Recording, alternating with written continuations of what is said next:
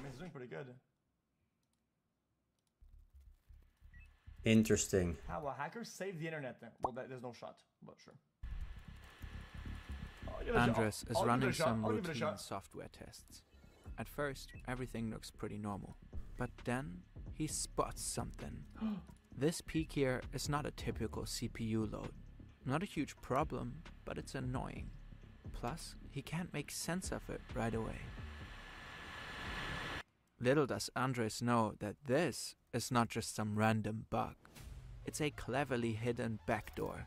One that's been planted over years by hostile forces, possibly state-sponsored hackers. Now it's set to spread globally and give the perpetrators access to millions of servers around the world. To the systems of hospitals, companies, and entire governments. A master key to the internet and everything connected to it, right in the hands of criminals.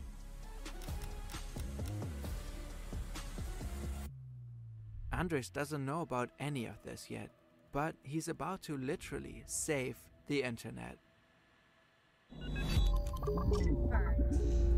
To understand this story, we first need to take a little detour into software engineering and a very particular little piece of code.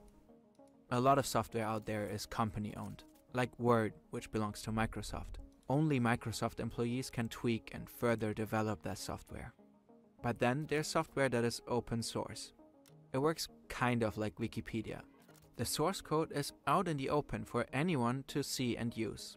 Basically, anyone can contribute and suggest changes. That has led to the creation of many programs that are fundamental to our digital infrastructure. While anyone can pitch in on open source projects, there are usually a few people in charge. These so-called maintainers have the final say on the code and review any changes before they get implemented. Lasse Collin is one of these maintainers. He has been working for years on the Linux tool xZutils. Linux is the most widely used open source operating system in the world. You may not be running Linux directly on your own computer, but it powers most of the world's servers, mainframes, and every single one of the top 500 supercomputers. xZ is a data compression format included in pretty much all major Linux distributions. A Linux distribution is like a full package of all the essential programs your computer needs to run. Different distros are designed for different purposes. xZutils compresses and packages data so it can be transferred and stored faster. It's kind of like zip files. Fair enough. Collin developed the tool back in 2005. As its maintainer, he has been in charge of all changes to xZutils ever since. He reviews suggested edits and then approves them, or not. Once the approved changes are in place, a new version of xZutils can be included in Linux distros. But lately that process has hit a bit of a snag. 2 volunteer developers are not happy with how Collin has been handling his maintenance duties. They feel like he's way too slow in responding to change requests and messages. Dennis Enns is clearly frustrated when he asks for updates. I asked a question here a week ago and have not heard back. Jigar Kumar also seems fed up with how slow things are moving. With your current rate, I very doubt to see 4.0 release this year. The only progress since April has been small changes to test code. He even suggests that they might need a new maintainer. Dennis, you are better off waiting until a new maintainer happens or fork yourself. Submitting patches here has no purpose these days. The current maintainer lost interest or doesn't care to maintain anymore. Lasse Collin appears to be struggling with the workload. After all, his work on xZutils is just an unpaid hobby. Guys, forking yourself means work on other projects at the same time. It's forking your attention to different projects. What? But Enns and Kumar clearly want someone who can dedicate more time to the project and respond faster to their suggestions. In response to Kumar's message, Collin writes, I haven't lost interest, but my ability to care has been fairly limited. How's that not true? Mostly due to long-term mental health issues, but also due to some other things. He also says, recently, I've worked off-list a bit with Giatan on xZutils, and perhaps she will have a bigger role in the future. We'll see. Giatan first pops Forking up is in like the developer you platform copy GitHub most of the in code and you January add a little bit on, and then when one thing is forked off the other, that means that most of the code is the same, but you just change a little bit. He also says, Recently, add a little I've bit. worked off-list a bit with But the Giaton fundamentals on are the same. xQc, and perhaps she will have a bigger role. So if you in the can work future, on one we'll thing, see. you can probably learn to Giaton work on first the other. pops up on the developer platform Insanely GitHub fast. in January 2021. For over a year, she contributes to other projects. Then, in 2022, she starts submitting changes for xZutils. From that point on, she becomes a regular contributor. Tan is dedicated and polite. She writes friendly messages and helps out wherever she can. Nice job to both of you for getting this feature as far as it is already. Let me know your thoughts on these patches when you have a chance. Is it good enough, or did I add bad bugs? Just trying to do my part as a helper elf. Maybe after getting all those annoyed messages from Ensign Kumar, Colin is just relieved to finally have some help. Someone to lighten the load and actively push the project. Wait, what? At one point, Colin explains that a maintainer needs the skills, time, and interest to really stay Wait, then why not hire one of the dudes in the first place? committed to Is the he a software. shrimp? And Giaton seems to check all those boxes. Back then, Colin doesn't realize that something is seriously off about her. Well, not hire, but you know what I mean, like hire as in promote or whatever. This video, hopefully, offers a glance into the fascinating world of programming. If you're getting inspired by this story, why not learn more about the subject? Enter Brilliant QR code or visit Don't buy Brilliant. promoted It's a to scam. Colin. Just hard copies. She or takes just on more look and on more Google control and of read the a book. project over the course of the year. That's She 10 starts times editing better xZutils and free. on her own, and in March They just read 2023, a book. she changes the You can content find one mail for at free. OSFAS, You can a find a service PDF that helps file identify for bugs in free open source projects. on the internet, man. From now on, security alerts are no longer sent to Colin, but exclusively to Tan. Shortly after, a new user named Hans Janssen submits a change request for xZ, and Tan approves it. 9 months later, March 2024, Janssen sends a message to the Debian project. Debian is a widespread Linux-based operating system known to be stable and secure.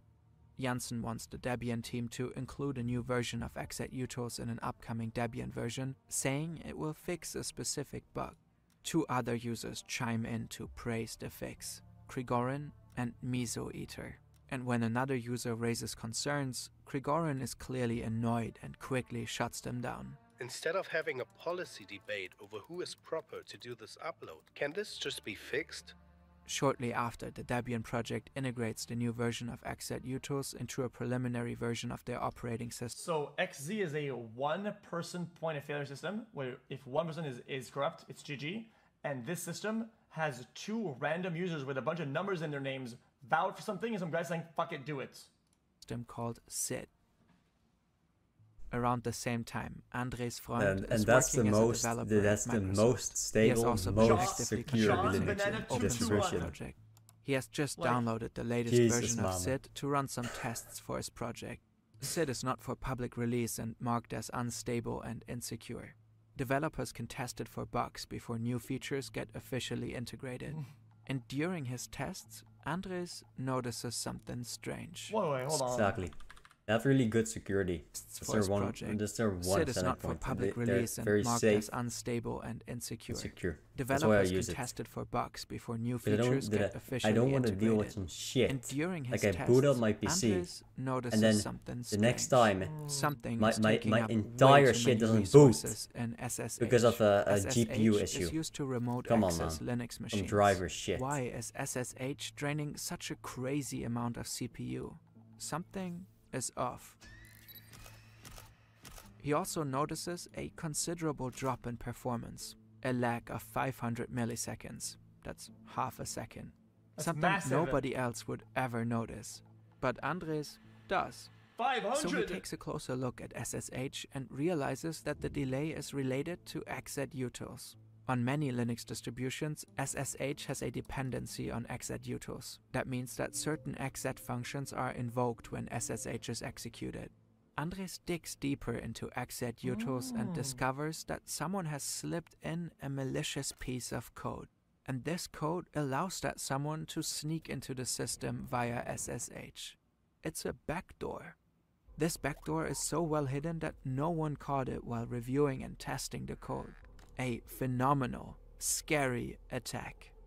But this disguise is slowing the malicious code down. And it's that exact delay that Andres Freund has noticed when starting SSH. On March 27, he sends an email to inform the Debian security team about his findings. I wonder how many people actually tested this. How many people tested this? Is it dozens, hundreds, thousands? Couldn't be that many, right? 2 days later, he goes public. He publishes a post on Mastodon. The malicious code is hidden in two versions of xZutils. And Andres also has a hunch as to who might have planted it. Jia Tan. She had secretly added the backdoor to a version of xZutils just before Andres found it. When Andres makes his findings public, all hell breaks loose. Did one guy just stop a huge cyber attack? This may be one of the biggest stories of this year. Curiosity may have saved us from a devastating cyber attack. The US Cyber Defense Agency issues an emergency security alert. Luckily, the tampered software hasn't spread far yet, but it has already infiltrated test versions of several major Linux distros. Meaning Chad, this is the type of guy who uploads a video, right, about a fix for your problem that nobody in the world has, in a video that has like 4 views. 4 views, 1 like, 0 dislikes, and he has the exact fix for your shit. It was just on the verge of massive deployment. An army of developers and cybersecurity experts jumped into action. Within just a few hours, they built a fix to neutralize the backdoor. Had it actually made its way into the code of multiple operating systems, the consequences could have been catastrophic. The attackers could have gained unauthorized remote access to countless systems. It would have been the master key to hundreds of millions of computers and servers around the world. Linux operating systems are used in schools, universities, and hospitals. The White House, the House of Representatives, and the Senate all use Linux. In one fell swoop, the attackers could have taken down critical services across the globe. They could have spread malware or stolen sensitive information. There's no other way to put it. They don't the want world to dodged be a major dependent bullet, on thanks some to Andres Freund, fucking the silverback Microsoft, gorilla Apple. of nerds, the Don't want to be internet's final dependent boss. if you have a The you're running Microsoft some developer is praised something like that a actually hero, matters and isn't and a naturally personal his story computer. becomes a meme. Microsoft developer is praised like a hero. Right, because you're just giving it to them for free. That 100% a random guy. And naturally his story becomes My SSH runs 0.4 seconds slower. a meme. Even Microsoft CEO Satya Nadella gives him a shout out for his efforts. Everyone is relieved. Disaster has been averted. The shock is wearing off. But the real question remains. Who did this? Who is really behind Jia Tan? We'll never know. Andres Freund doesn't believe this was the work of just one person. He suspects Jia Tan had backup. These users are suspected of being involved. It looks like Ens and Kumar deliberately put pressure on Lasse Collin to clear the way for Jia Tan. Then Janssen, Grigorin and Mizuita pushed the update through. This whole attack was a masterclass in social engineering. That's when attackers manipulate people into doing something they shouldn't, like making you accidentally give up a password or holding a high security door for someone who appears to be pregnant. The alleged group behind Jia Tan was insanely clever. Infiltrating xZutils took not only technical skill, but a ton of patience. Remember, Jia Tan spent an entire year building trust by contributing to other projects before even suggesting changes for xZutils. Then, Dude, I feel like compromising some like super socially backed up fucking coding like a engineering autist is probably not that big of a deal. Another 2 years passed before she slipped in the back door. Some of these guys are probably not the best, like, social experts. Likely it is what the it work is. of state-sponsored hackers. That's true. But what state would that be? What am I stupid at? I'm sorry, it is what it is. Brother, there's no trace. These guys are like your everyday like At first coder. glance, Jia Chong Tan seems Chinese. The timing of the posts lines up with the UTC +8 time zone. But that might just be a smokescreen to hide the hacker's true identity and location. Would someone who spends years crafting such an intricate plan, building trust and slowly gaining control, really leave such obvious breadcrumbs? Faking time zones isn't hard. What if the people behind Jia Tan simply changed the time zone on their computer to UTC +8 before each contribution? At least that's what an analysis of her account suggests. The same analysis shows that Jiatan has worked through major Chinese holidays. That's weird. And it's even weirder that the account was silent on Christmas and New Year's, which are just regular business days in China. Plus, if Jia really lived in the UTC+8 time zone, she would have always been working through the night. The analysis suggests that Jiatan might actually reside in Eastern Europe. There seem to be a couple of incidents where they forgot to forge the time zone. There were 3 commits made in UTC+2 and 6 in UTC+3. Now, if we assume Jiatan lives in one of those time zones, she would have typically started working at 9 AM and clocked out by 5 PM. Sounds like a regular job. Experts believe Jiatan's trail might actually lead to Russia. More specifically to APT-29, also known as Cozy Bear. This state-sponsored hacker group is famous for their sophisticated attacks. The style of the xQc hack would fit right in with their usual playbook, but so far there's no solid proof. Open source obviously has its advantages. Chat, what if these evil do legitimate contributions to various projects that can have a potential way in or potential connections, and they just do a bunch, they just work really hard, get a bunch of them, right, and invest little by little, and just kind of take one brick out. But if this case proves anything, it's how vulnerable our digital infrastructure can be. We came way too close to a major meltdown. A lot of our critical infrastructure today relies on open source software, on programs that are often maintained solely by the passion and commitment of volunteers, by people who do this on the side as a hobby. People like Lasse Collin, who may get overwhelmed by the sheer scale of their projects. If we want our digital systems to be secure, we need to build the right structures as a society and support the open source community. The xQc attack was insanely sophisticated, and we have to assume there are more of those to come. We can only hope that, when the time comes, the world will have another hero like Andre. I disagree. Fuck them. Don't support them. Some things have to be free. You put money into this, it actually gets worse. I know. I get it.